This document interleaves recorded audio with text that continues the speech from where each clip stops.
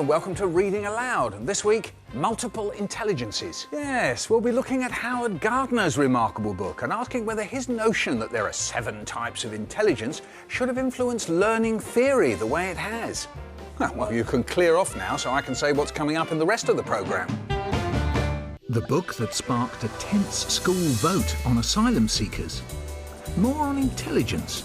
Just what is it? Intelligence is using one's brains. And author Babette Cole on the magic of reading. It's like Alice going through the looking glass. All I can say is, see you there.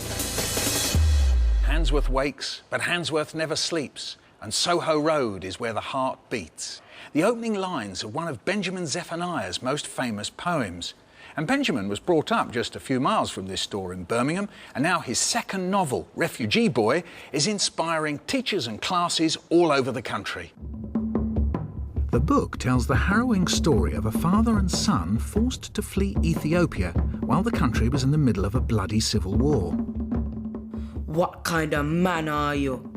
Alam's father shuddered with fear.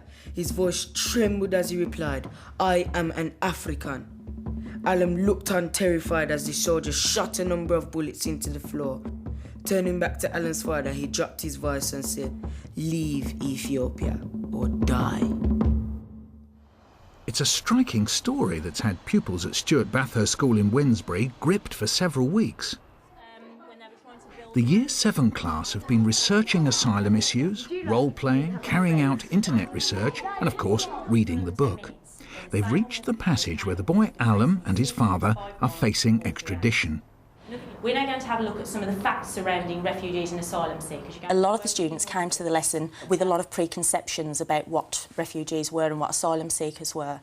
And when they looked at the statistics, they saw that on the grand scale of things, England takes in very few asylum seekers. And it was important for them to have an informed view. Imagine how difficult it must have been for Mr. Kalo to let his son know that his mother was found hacked to death. There was a thud, and everyone in the courtroom turned to see what it was. Alam had collapsed in his seat and fallen forward. OK, that's all I want to read you for now.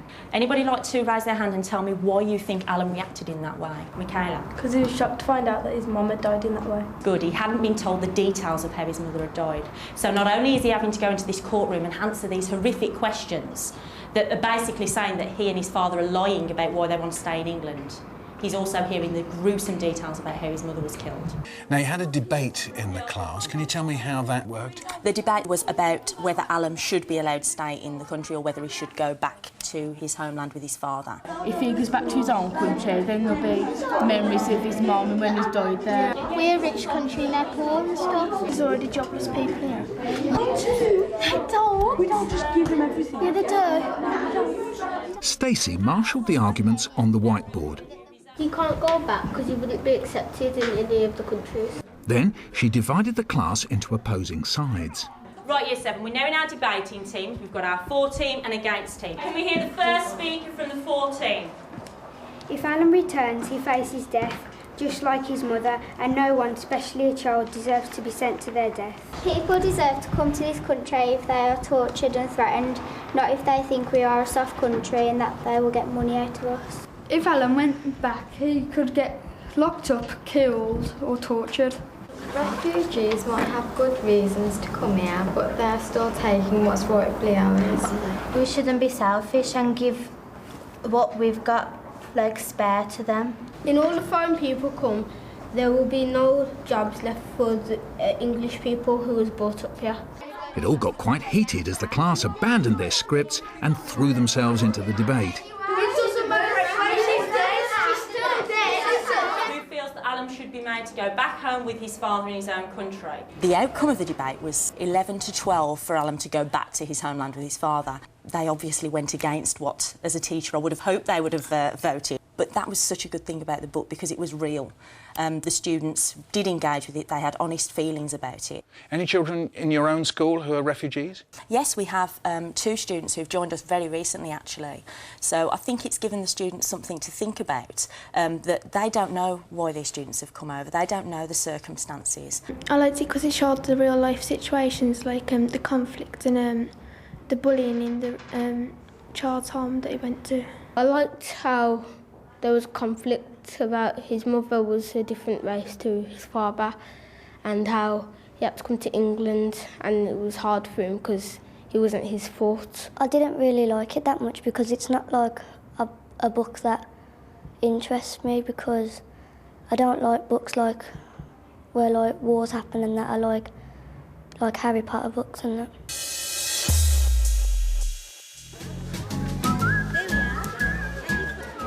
Now let's meet one of my favourite picture book authors, Babette Cole.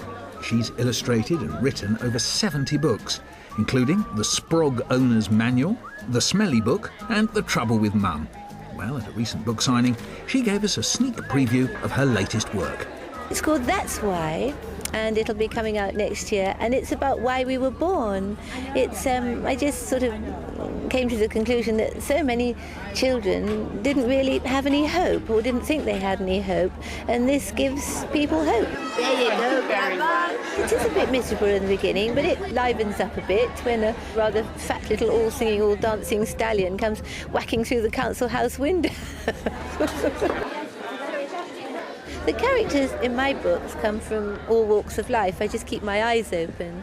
Sometimes they are based on people I know, especially the way they look. So just be careful, don't rub me up the wrong way or you might end up as a villain. Okay? Is it a good one? Oh, yes, that's a good one. I think it's important to read anything you can, but unless you sow that seed very early on with picture books, you won't give the child the habit of reading. This is what's going wrong. Reading is a great pleasure, and it's like no other experience that anybody can ever have. It's like going through a door in your head, that magic wonderland. It's like Alice going through the looking glass. All I can say is see you there if you're lucky enough to come. What do we mean by intelligence?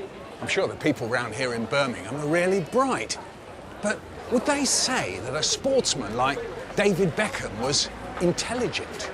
No. He's not intelligent because you don't have to be clever to play football.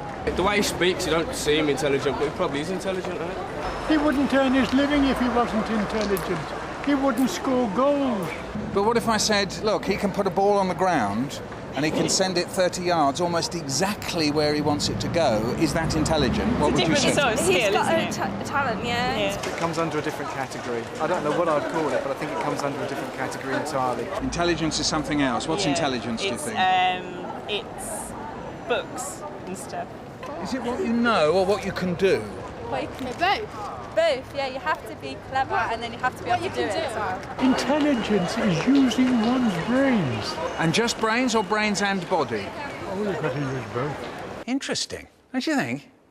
Yes, thought you did. Well, in 1983, Howard Gardner wrote a book that questioned the whole idea of intelligence being a single entity that could be measured via the IQ test. Instead, he identified 7 kinds of intelligence. So, someone like David Beckham, who, as we've just heard, isn't someone who's usually regarded as intelligent, would be deemed to have bodily or kinesthetic intelligence. It was a book that truly created what we might call a paradigm shift in thinking. And seriously questioned the narrow way schools had traditionally tested and assessed children. But has it made a real difference? A question for our panel. Vicky, was there a way in which the book changed the way you think? Was there a before and after? I wouldn't say Gardner's book necessarily changed the way I thought at that moment in time, but my research has kind of followed this guideline, and what I found out was generally what Gardner is stating here, that children learn in different ways. And one of the good things I think that comes out of this book is that no child is unable to learn something. It's just if children do well in tests, they're very academically minded. That doesn't mean to say that children who do poorly in tests haven't got any intelligence. It's just their intelligence is demonstrated in another form. Andrea, can you make any comparison? I think my comparison would be about how I was educated, which was very single intelligence and very much sort of IQ and academic, to how I then went into teaching and wanted to teach. There was some sort of revelation, I think, when I was doing my degree about that wasn't the way it should have happened, and that's not the way that I would have learnt best, and therefore changed my practice when I went into teaching. And I think in a way what Howard Gardner has done, and I think he almost admits this himself, is he's sort of described and picked up on existing, what you might say is effective liberal practice, and celebrated that and called it a theory with multiple intelligences. Well, I tell you what, let's test ourselves, shall we? Let's see whether we can remember his 7 intelligences. We've got the logical mathematical. He kicks off with that, saying that it's not really a hierarchy, but he will mention that one first, and that's the one that, you know, if you pass all your exams, you're quite good at. And linguistic, which is the other sort of traditional one. So it's basically you know, maths and English, logico-mathematic, and linguistic, which is the English sort of language one. The spatial one is for the engineers and surgeons and that. Musical, that would be Mozart, wouldn't it? Definitely. Interpersonal and intrapersonal. I suppose interpersonal, well, that's what we're doing now, isn't it? Yeah, and then intrapersonal is when you just think about yourself and you reflect upon. And that's really, I think, something that we are focusing on much more in schools. That's self-knowledge and self-awareness, and there is a danger that you go too far down that route in making children understand what type of learner they are and then only ever focusing on that. I mean, Gardner talks about that. There's the danger that you're going to push one child in one direction when that's not the direction they should be going in. It brings up all these issues Stick them in a box and they'll never get out of it. Yeah. And he admits it himself, is he says this could be used to label people. And the reason he doesn't like singular intelligences, you know, the IQ test, was because it just sort of sorted us at 11 plus or whatever it was into sheep and goats. And he admits that it's a danger with multiple intelligences that the same thing can happen. So in a way, Grant, you're saying there are 7 singulars, and that's the danger, isn't it? It's one of the problems, I think, if you make assessment central to any sort of educational theory, that actually, if the assessment becomes central, what you label children as can actually start to dominate the child. Wait a minute, we've missed one out, haven't we? David Beckham. Kinesthetic, Eye, bodily hand, experience. feet. Yes. Now, Vicky, you're looking at the ways in which children are creative in different ways. Do you find the ideas of Gardner constraining at all?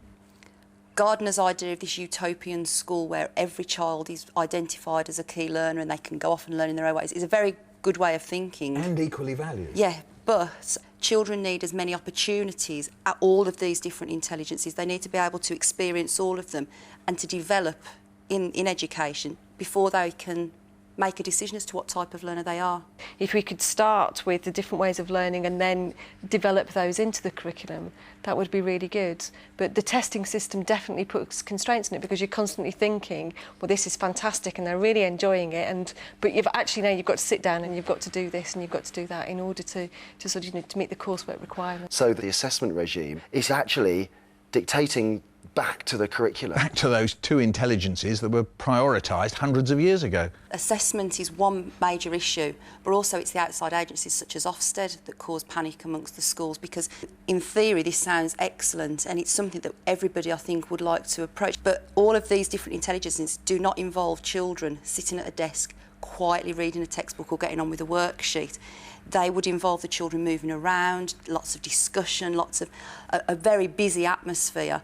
And that is something that Ofsted have previously come crashing down on people for. You know, there's no calm atmosphere there. And I think teachers at the moment are still a little bit nervous of setting their children free. Well, after all that, I feel like a drink. You know, my favourite quote about intelligence comes from someone called La Rochefoucauld, who said, "The height of intelligence is to conceal it." Well, that's it for now. See you next time. Cheers.